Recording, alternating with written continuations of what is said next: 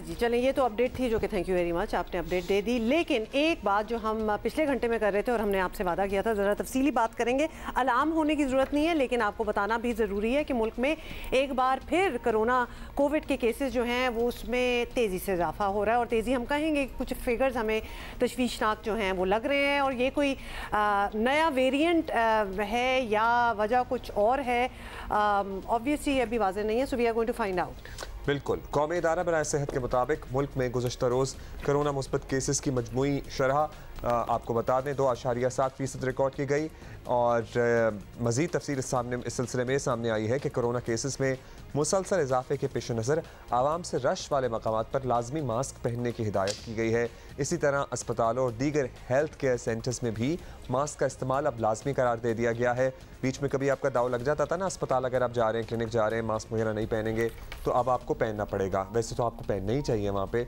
कौमी इदारा सेहत ने तजवीज़ किया है कि नई गाइडलाइंस पर 30 अप्रैल तक अमल दरामद यकीनी बनाया जाएगा। कराची में भी गुज़श्ता रोज़ के कोरोना केसेस में इजाफा रिकॉर्ड किया गया है। आगा खान अस्पताल कराची, सिंध इन्फेक्शस डिजीज़ अस्पताल में भी कोरोना के मरीजों की तादाद बढ़ी है। और तिब्बी अमले को भी खास तौर पर हिदायत जारी की गई हैं। वो जो हर प्रोसीजर से पहले कोविड टेस्ट भी SOP में शामिल हो गया था ना, अब प्रॉब्ली वो भी वापस आ रहा है। So yes, Covid is sort of like on the surge. और रश वाली जगह पर जाने से जितना इज्तनाब कर सकें उतना करें।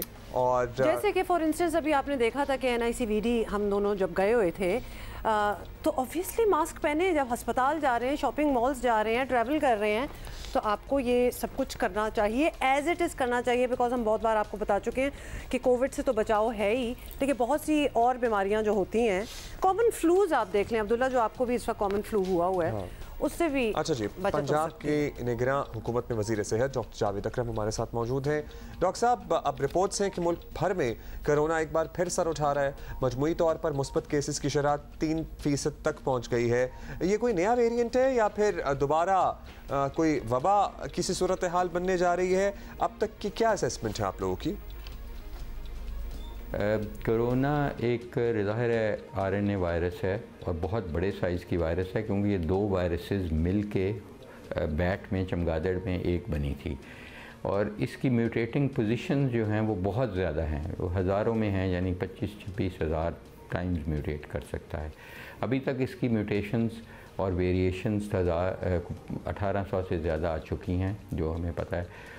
और इस वक्त ओमिक्रॉन था जो बहुत डोमिनेंट इसकी म्यूटेशन थी, और उसमें भी कोई 2 दर्जन के करीब म्यूटेशंस थी।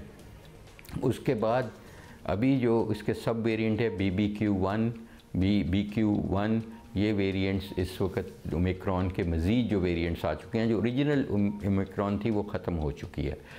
प्रॉब्लम ये है कि ये वायरस जो है ये ज़ाहिर है कि जब बदलती है अपनी नशो नमा, तो वैक्सीन जो हमने लगवाई होती हैं या पहले किसी वेरिएंट से हमें इन्फेक्शन हुई होती है, जो इम्यूनिटी उससे ड्राइव कर रहे होते हैं, वो हर आने वाली म्यूटेशन और वेरिएशन से थोड़ी कमज़ोर पड़ जाती है।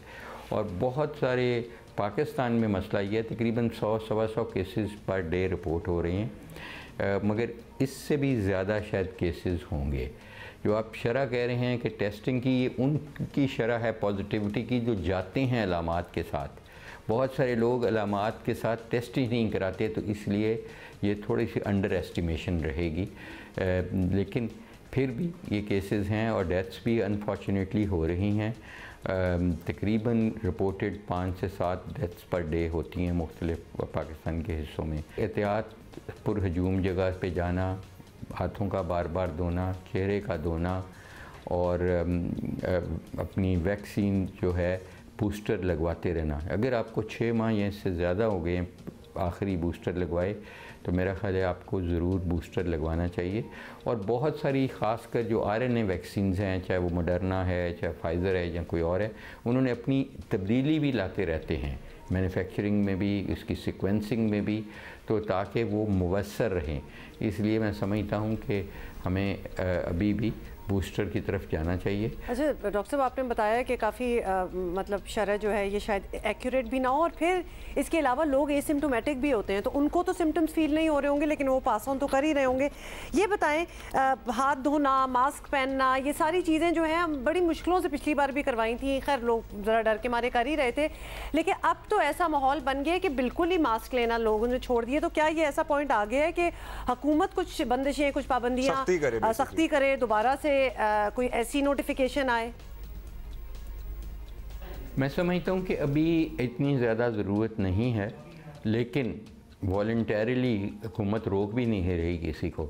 और मैं समझता हूँ कि ख़ासकर वो लोग जो बूढ़े हैं और बहुत छोटे हैं बच्चे, उनमें इम्यूनिटी की प्रॉब्लम होती है, ख़ासकर बूढ़ों में, ख़ासकर स्मोकर्स में, क्योंकि स्मोकर्स ज़्यादा अफेक्ट होते हैं, इस वायरस के अटैचमेंट ज़्यादा होने का चांस होता है आपकी बॉडी में, लंग्स में।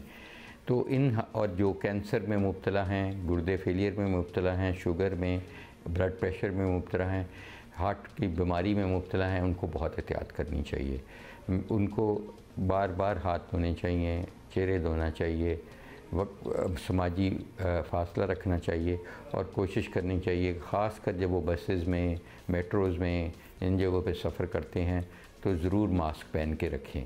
तो इससे उम्मीद है कि इंशाल्लाह बचे रहेंगे और अपनी जो कोमॉर्बिडिटीज़ हैं, अंडरलाइंग बीमारियाँ हैं, उसका इलाज मुयस्सर करते रहें। अच्छा, अब डॉक्टर साहब ये बताइएगा कि आप चूँकि आप पंजाब में सेहत के मामला देख रहे हैं, तो सवाल भी आप ही से पूछ लेते हैं कि ज़मान पाक ऑपरेशन में तहरीक इंसाफ का दावा है कि उनके कई कारकुन ज़ख्मी हुए, इन्हें तिब्बी इमदाद वगैरह की भी ज़रूरत है या पड़ी, तो क्या हुकूमत को ज़मान पाक के अंदर कोई डॉक्टर या अद्वियात वगैरह भेजनी चाहिए? आप इस सिलसिले में आपकी इत्तलात क्या है? कितने लोग आए थे एक्चुअली पंजाब के मुख्तलिफ अस्पतालों में, लाहौर के, इनकी तरफ से कारकुन जो ज़ख्मी हुए थे? कि हम इर्रिस्पेक्टिव ऑफ के उनके पॉलिटिकल क्या लीनिएज है या किस पॉलिटिकल पार्टी से हैं, हमें उनका इलाज करना है। हमारे तो हमने तो ओथ भी लिया होता है कि चाहे दुश्मन भी होगा तो हमने उसका इलाज करना है। ये तो फिर हमारे पाकिस्तानी हैं, हमारे भाई हैं, मुसलमान हैं, तो बिल्कुल हमें अगर कोई भी आपके ज़रिए हमें पता चले या डायरेक्टली मेरा पता चल जाए या 1122 को कॉल चली जाए तो we will not refuse. Alright, thank you doctor Javed Akram हमारे साथ मौजूद थे।